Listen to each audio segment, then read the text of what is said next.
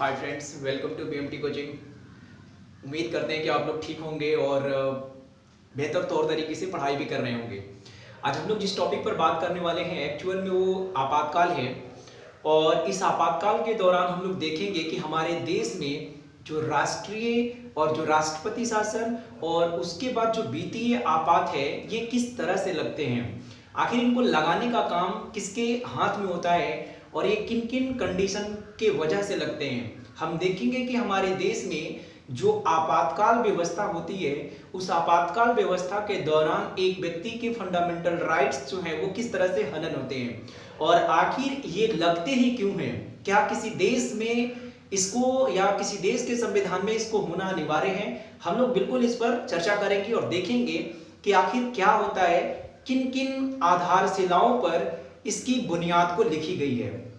तो देखिए, हम लोग बात करते हैं आपातकालीन उपबंध के बारे में। तो भारतीय संविधान के भाग 18 और अनुच्छेद 352 से लेकर के 360 के मध्य आपातकाल उपबंध के बारे में प्रावधान किया गया है। यानी कि आपातकाल के बारे में जो प्रावधान की गई है वो भारतीय संविधान के भाग 18 और अनुच्छेद 352 से लेकर 360 के मध्य इसके नेचर्स और इसकी जो प्रकृति है उसके उल्लेख किए गए हैं।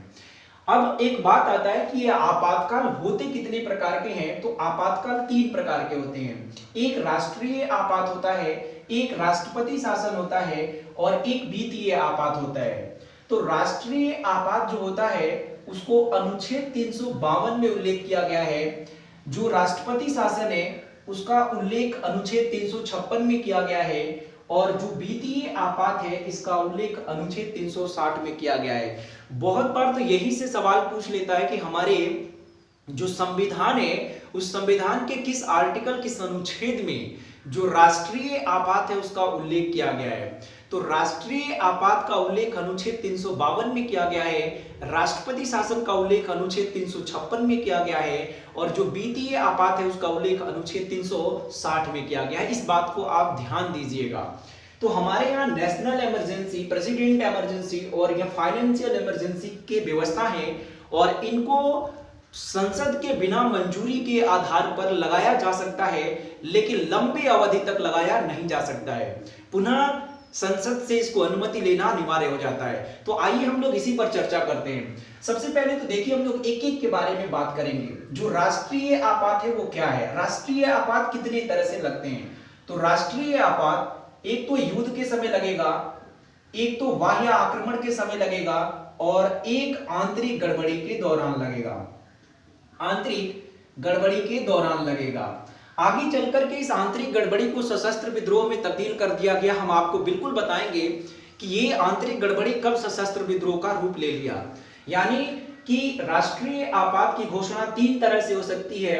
एक युद्ध के वजह से हो सकती है, यानी कि भारतीय संविधान का अनुच्छेद 352 में इस बात का उल्लेख किया गया है कि यदि भारत किसी युद्ध में शामिल हो जाए तो उस कंडीशन में हमारे देश में राष्ट्रीय आपात की घोषणा होगी।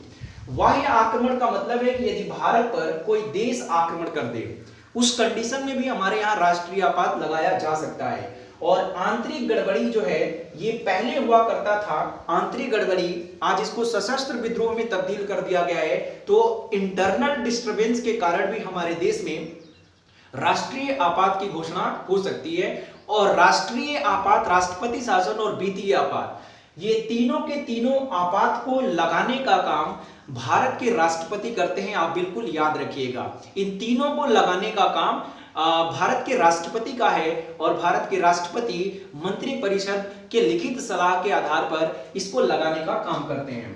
तो यहाँ ये तो हो गया कि 3 तरह से लगते हैं। अब हम लोग देखें कि ये कितना बार लगा है अभी तक। तो राष्ट्रीय जो आपात है वो अभी तक 3 बार लगा, अभी तक 3 बार लगा। सबसे पहला नंबर 1 1962 में जब चीन आक्रमण कर दिया, यानी कि चीन का आक्रमण भारत पर हुआ, उस समय हमारे देश में राष्ट्रीय आपात की घोषणा हुई और उस समय हमारे देश के जो राष्ट्रपति थे वो डॉक्टर एस राधाकृष्णन, सर्वपल्ली राधाकृष्णन थे।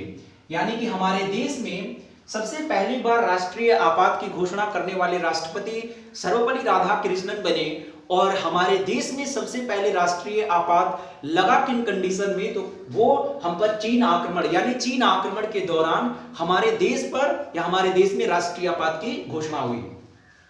उसके बाद दूसरे नंबर की बात करते हैं तो 1971 जब पाकिस्तान हमारे देश पर आक्रमण कर दिया, यानी पाक आक्रमण के दौरान भी हमारे देश में राष्ट्रीय आपात की घोषणा हुई और उस समय घोषणा करने वाले जो राष्ट्रपति थे उनका नाम बीबी गिरी था।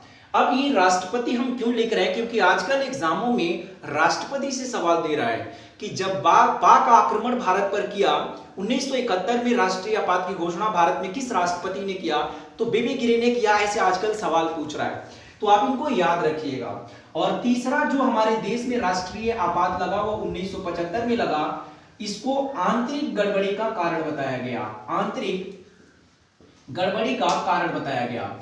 और इस राष्ट्रीय आपात को लगाने का काम फखरुद्दीन अली अहमद ने किया था, फखरुद्दीन अली अहमद। यानी कि 3 हमारे देश में अभी तक राष्ट्रीय आपात की घोषणा हुई है। एक राष्ट्रीय आपात 1962 में लगा जब चीन भारत पर आक्रमण किया, उस समय हमारे देश के राष्ट्रपति डॉक्टर सर्वपल्ली राधाकृष्णन थे। 1971 में हमारे देश में दूसरा राष्ट्रीय आपात लगा और ये दूसरा राष्ट्रीय आपात पाक आक्रमण के दौरान लगा और उस समय लगाने का काम बीबी गिरी हमारे देश के प्रेसिडेंट थे, राष्ट्रपति थे, उन्होंने किया। 1975 में आंतरिक गड़बड़ी के कारण हमारे देश में राष्ट्रीय आपात की घोषणा की गई थी और उस समय हमारे देश के जो राष्ट्रपति थे वो फखरुद्दीन अली अहमद थे। अब एक चीज तो याद हो गया आपको कि अभी तक जो 3 बार हमारे देश में राष्ट्रीय आपात की घोषणा हुई है, ये राष्ट्रीय जो आपात है, ये राष्ट्रीय आपात जो तीसरा राष्ट्रीय आपात है, ये हमारे देश में आंतरिक गड़बड़ी, इंटरनल डिस्टरबेंस तो था नहीं, लेकिन इसमें कहा गया था कि मतलब कि एक भाव के आधार पर समझ लीजिए, एक शक के आधार पर समझ लीजिए कि ये उस सरकार को ये लगा कि हमारे देश में जो जनता है उस जनता में अराजकता फैल गई है और इसी के कारण हमारे देश में तीसरा राष्ट्रीय आपातकाल लगाने का वक्त आ गया, समय आ गया था।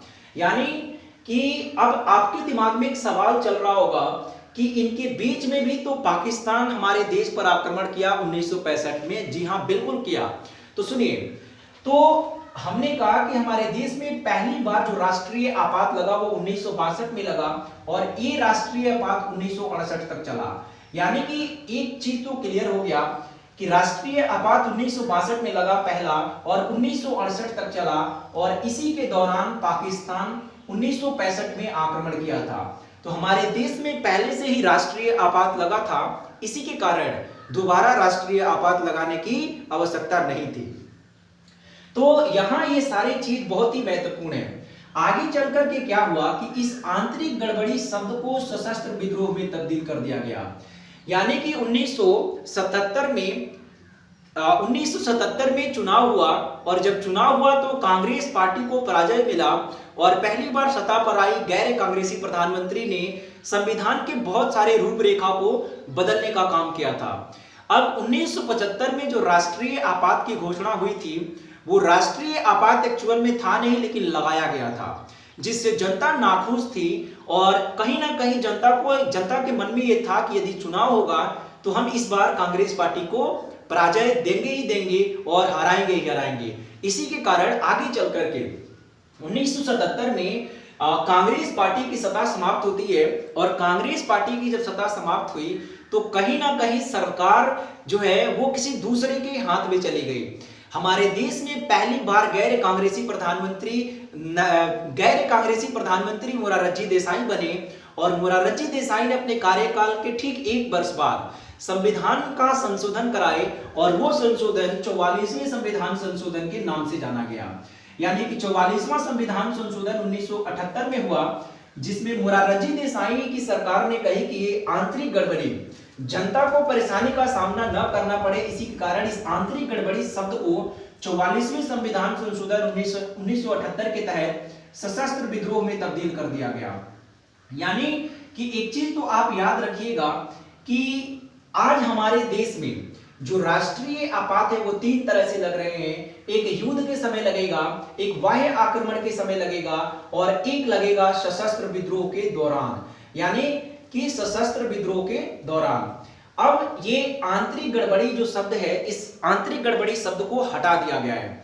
तो 44वां संविधान संशोधन जब हुआ तो उसमें इस आंतरिक गड़बड़ी शब्द को हटाया गया और लाया गया सशस्त्र विद्रोह। इसका मतलब है कि जनता को परेशानियों का सामना न करना पड़े बेवजह से। और सशस्त्र विद्रोह का मतलब क्या होता है? तो सशस्त्र विद्रोह का मतलब होता है कि जब जनता अस्त्र और शस्त्र के साथ सरकार पर हमला बोल दे या सरकार के खिलाफ विरोध कर दे, उस कंडीशन में हमारे देश में राष्ट्रीय आपात लगाए जाते हैं। फिर साथ ही साथ इन्होंने क्या कहा, 44वें संविधान संशोधन के तहत मोरारजी देसाई ने क्या कहा कि जब तक मंत्रिमंडल लिखित सलाह नहीं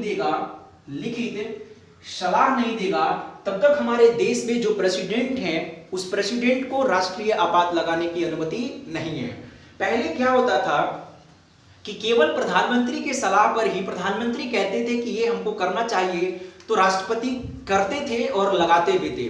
जैसे 1975 में जो आंतरिक गड़बड़ी के कारण हमारे देश में राष्ट्रीय आपात की कंडीशन आई, तो उस समय इंदिरा गांधी ने तत्कालीन राष्ट्रपति फखरुद्दीन अली को टेलीफोन करके कंडीशन बताया और उसी के कारण उन्होंने उस प्रस्ताव पर हस्ताक्षर किए और रात में ही हमारे देश में राष्ट्रीय आपात की घोषणा हो गई थी। तो इसी के कारण मोरारजी देसाई की सरकार ने कही और 44वां संविधान संशोधन के तहत कहा गया कि जब तक मंत्रिमंडल लिखित सलाह नहीं देगा तब तक हमारे देश में जो राष्ट्रीय आपात है उसकी घोषणा नहीं होगी। आखिर क्यों, ऐसा क्या मतलब कि कारण रहे कि लिखित सलाह पर ही हमारे देश में राष्ट्रीय आपात को लगाया जा सकता है? क्योंकि जब राष्ट्रीय आपात, नेशनल इमरजेंसी लगते हैं तो उस कंडीशन में एक व्यक्ति के मौलिक अधिकार का या मूल अधिकार का हनन होता है। तो एक व्यक्ति के मौलिक अधिकार एक तरह से उसकी आजादी है, कहीं छीन न जाए। इसी के कारण मोरारजी देसाई की सरकार ने बहुत अच्छा निर्णय लिया और पहली बार गैर कांग्रेसी प्रधानमंत्री मोरारजी देसाई बने और यह अच्छा निर्णय था कि लिखित सलाह पर लगाएं। और लिखित सलाह यानी कि सभी मंत्री सलाह देंगे कि हाँ भाई इस तरह के कंडीशन है, इसको लगाना अनिवार्य है, तो राष्ट्रपति उसको लगाएंगे। साथ ही साथ इसमें कहा गया कि वो कौन से मंत्री होंगे जो राष्ट्रपति को सलाह देने का काम करेंगे। तो इसी मंत्रिमंडल में एक चीज याद रखिएगा कि मंत्रिमंडल शब्द का उल्लेख भारतीय संविधान के किसी भी अनुच्छेद में नहीं है, लेकिन अनुच्छेद 352 जो है, अनुच्छेद 352 में इस मंत्रिमंडल शब्द का उल्लेख किया गया है। अनुच्छेद 352 में मंत्रिमंडल शब्द का उल्लेख करते हुए इसमें कहा गया कि वही व्यक्ति भारत के राष्ट्रपति को सलाह दे सकते हैं जो केवल कैबिनेट स्तर के मंत्री होंगे, इवन उसमें भारत के प्रधानमंत्री को शामिल किया गया, यानी कि प्रधानमंत्री सहित सभी कैबिनेट स्तर के मंत्री लिखित सलाह देंगे किसको, प्रेसिडेंट को, और उसके आधार पर प्रेसिडेंट जो होंगे, राष्ट्रपति होंगे, वो राष्ट्रीय आपात लगाने का काम करेंगे। तो हमने इन सभी चीजों को बताया, आप इनको बिल्कुल समझिए। अब क्या है कि जो राष्ट्रीय आपात है, इस राष्ट्रीय आपात को जब पहली बार लगाया जाता है तो ये कितने माह तक लगा रह सकता है? तो जो राष्ट्रीय आपात है जब ये पहली बार लगता है तो ये 1 माह तक लगा रह सकता है। 1 माह तक संसद के बिना अनुमति के जो राष्ट्रीय आपात है वो 1 माह तक लगा रह सकता है। यदि राष्ट्रीय आपात के समय सीमा को बढ़ाना होगा, तो संसद से या संसद के दोनों सदनों से अनुमति लेना अनिवार्य है।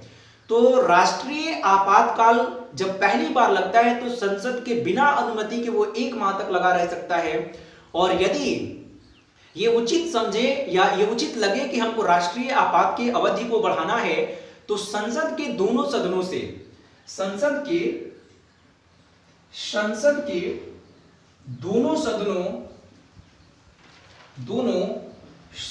के 2/3 सदस्यों के द्वारा उस प्रस्ताव पर हस्ताक्षर होना चाहिए। यदि एक बार संसद मंजूरी देती है तो ये जो राष्ट्रीय आपात है, ये राष्ट्रीय आपात 6 माह के लिए बढ़ा दिया जाता है। यानी कि हमने कहा कि जो राष्ट्रीय आपात है इस राष्ट्रीय आपात को सिर्फ संसद के बिना अनुमति के 1 माह तक लगाया जा सकता है, और यदि इसकी अवधि को बढ़ाना होगा तो संसद से अनुमति लेना अनिवार्य हो जाता है। उस 1 महीने के अंदर संसद से अनुमति लेना अनिवार्य है, और यदि संसद मंजूरी देती है तो इसको पुनः 6 माह के लिए लगा दिया जाता है। अब एक सवाल आता है, ये कब तक लगा रह सकता है? तो ये अनंत काल तक लगा रह सकता है, लेकिन इस अनंत काल के दौरान 6-6 महीने पर संसद का अनुमति अनिवार्य है। यदि नहीं लेते हैं तो उसको स्वतः समाप्त कर दिया जाएगा, या स्वतः वो समाप्त हो ही जाता है। तो यहां संसद के 2/3 सदस्य इसको मंजूरी देते हैं, और तब जाकर ये अगले 6 माह के लिए लागू होता है। भारतीय संविधान का अनुच्छेद जो है 250, इसमें कहा गया कि अनुच्छेद 352 के तहत जो हमारे देश में राष्ट्रीय आपात लगेगा तो उस समय जो राज्य सूची है उस पर कानून बनाने का काम केंद्र सरकार करेगी। ये बहुत ही कॉम्प्लिकेटेड यहां से सवाल पूछेगा, और आप बिल्कुल जान लीजिए इनको। यहां से सवाल पूछेगा कि जब हमारे देश में राष्ट्रीय आपात लगता है, ये राज्य सूची, आप जानते हैं कि राज्य सूची पर कानून बनाने का काम राज्य सरकार के दायरे में आता है, लेकिन उस कंडीशन में नहीं आएगा जब हमारे देश में राष्ट्रीय आपात की घोषणा होती है। राष्ट्रीय आपात जब हमारे देश में लगेगा तो अनुच्छेद 250 इस बात का उल्लेख करता है कि अनुच्छेद 352 के तहत जो राष्ट्रीय आपात की घोषणा हुई है, उस राष्ट्रीय आपात के दौरान जो राज्य सूची है, इस राज्य सूची पर कानून बनाने का काम केंद्र सरकार करेगी। आगे थोड़ा सा हम लोग और चलते हैं और देखते हैं कि इसमें और क्या क्या है। इसमें क्या है कि 38वां संविधान संशोधन हुआ, और 38वें संविधान संशोधन 1975 में हुआ, जिसमें कहा गया कि जो राष्ट्रीय आपात है उसको न्यायिक समीक्षा से बाहर रखा गया। न्यायिक समीक्षा से बाहर रखा गया, यानी कि एक चीज आप जान लीजिए, न्यायिक समीक्षा से बाहर रखा गया का मतलब क्या है कि जब हमारे देश में राष्ट्रीय आपातकाल की घोषणा होगी तो उस राष्ट्रीय आपातकाल के दौरान सरकार जो होगी, सुप्रीम कोर्ट जो होगा, वो सुप्रीम कोर्ट सरकार को अपने अदालत में नहीं बुला सकती है, या समाप्त भी हो जाए तो सरकार से प्रश्न नहीं पूछ सकती है कि आपने इसको लगाया ही क्यों, जबकि ये कंडीशन नहीं था। तो इसी के कारण सरकार ने बड़ी बुद्धिजीवी से ये काम किया था कि 38वें संविधान संशोधन 1975 के तहत इसको न्यायिक समीक्षा से बाहर रखा गया। लेकिन आगे चलकर के मोरारजी देसाई की सरकार ने जो 1978 में 44वां संविधान संशोधन कराया, तो उसमें राष्ट्रीय आपात को न्यायिक समीक्षा दी गई थी। न्यायिक समीक्षा दी गई, यानी कि आपसे सवाल पूछेगा कि राष्ट्रीय आपात को किस संविधान संशोधन के द्वारा उसको न्यायिक समीक्षा से बाहर रखा गया, तो वो 38वां संविधान संशोधन है। और किसके द्वारा इसको न्यायिक समीक्षा दी गई, तो वो 44वां संविधान संशोधन है। आखिर क्यों इसको, यानी कि मोरारजी देसाई की सरकार ने कही कि यदि हम राष्ट्रीय आपात को लगा रहे हैं तो राष्ट्रीय आपात को लगाने का काम हम बिल्कुल करें, कोई उसमें शक नहीं है। अगर वो सही हो तो, अगर सही है तो हमको सुप्रीम कोर्ट को जवाब देने में कोई मतलब कि परेशानी नहीं है। इसी के कारण इस 44वें संविधान संशोधन के तहत जो राष्ट्रीय आपात है, इसको न्यायिक समीक्षा का अवसर प्राप्त हो गया। अब क्या होता है कि जब राष्ट्रीय आपात की घोषणा होती है तो भारतीय संविधान के अनुच्छेद 358 और भारतीय संविधान का अनुच्छेद 359, जरा सा देख लीजिए गौर से। यहां भारतीय संविधान का अनुच्छेद 358 इस बात का उल्लेख करता है कि यदि हमारे देश में राष्ट्रीय आपात की घोषणा हुई है तो अनुच्छेद 19 जो है उसको निलंबित कर दिया जाएगा, सस्पेंड कर दिया जाएगा। हमने कहा निलंबित किया जाता है, बस कि उसको हटाया नहीं जाता है। तो अनुच्छेद 358 में इस बात का उल्लेख है कि जब हमारे देश में राष्ट्रीय आपात लगेगा उस दौरान अनुच्छेद 19 को निलंबित कर दिया जाएगा।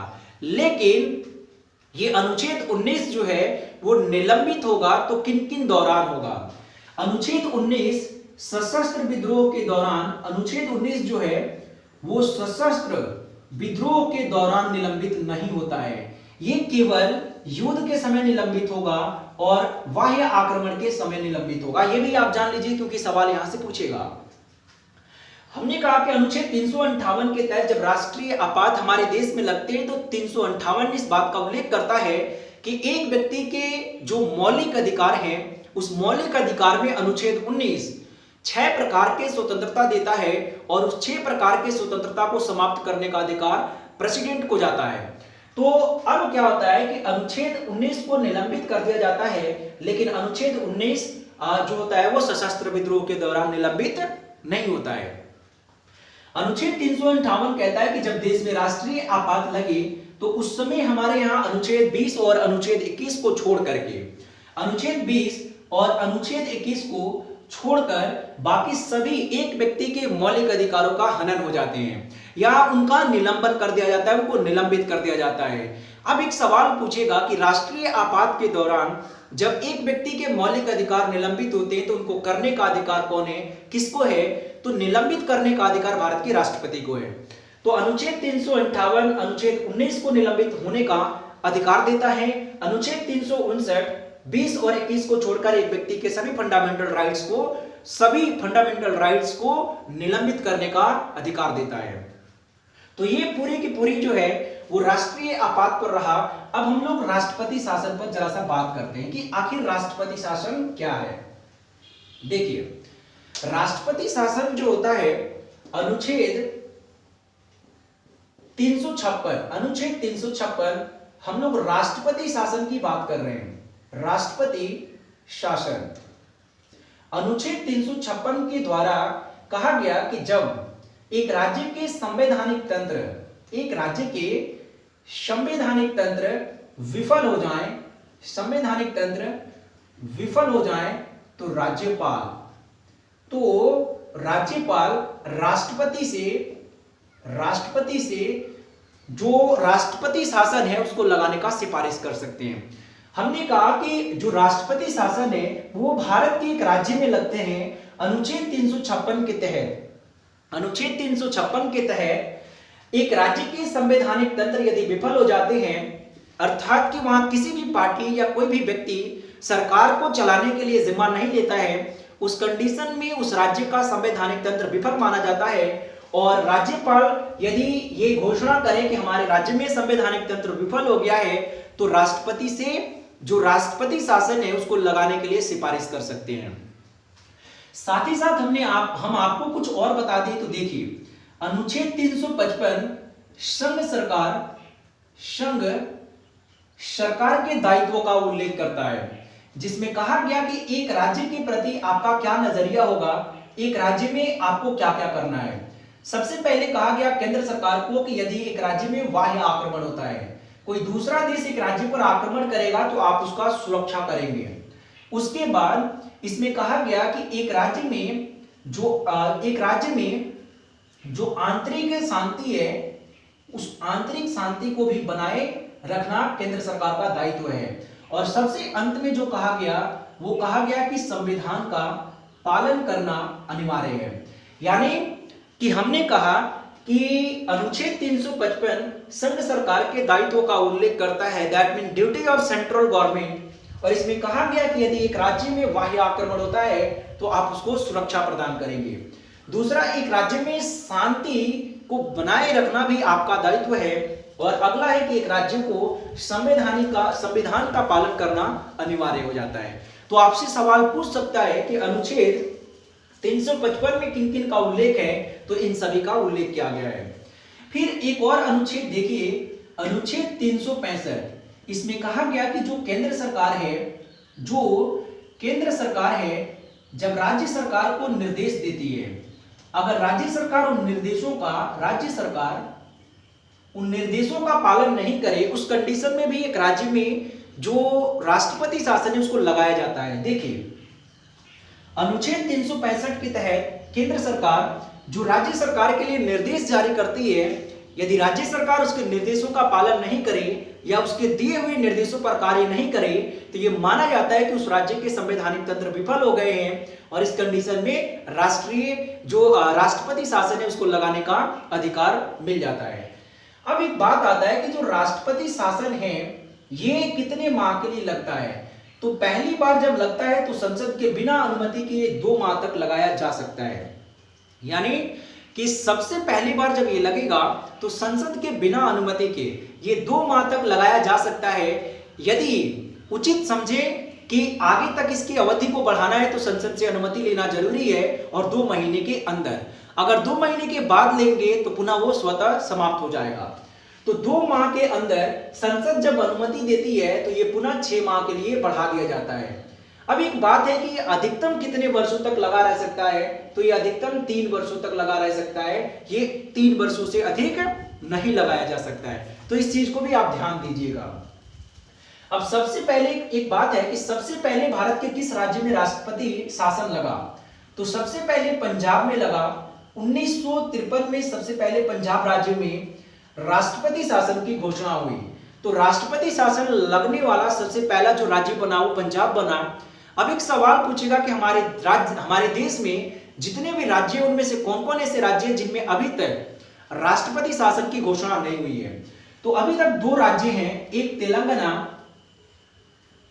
तेलंगाना और दूसरा छत्तीसगढ़। भारत के 2 राज्य हैं जहां अभी तक राष्ट्रपति शासन की घोषणा नहीं हुई।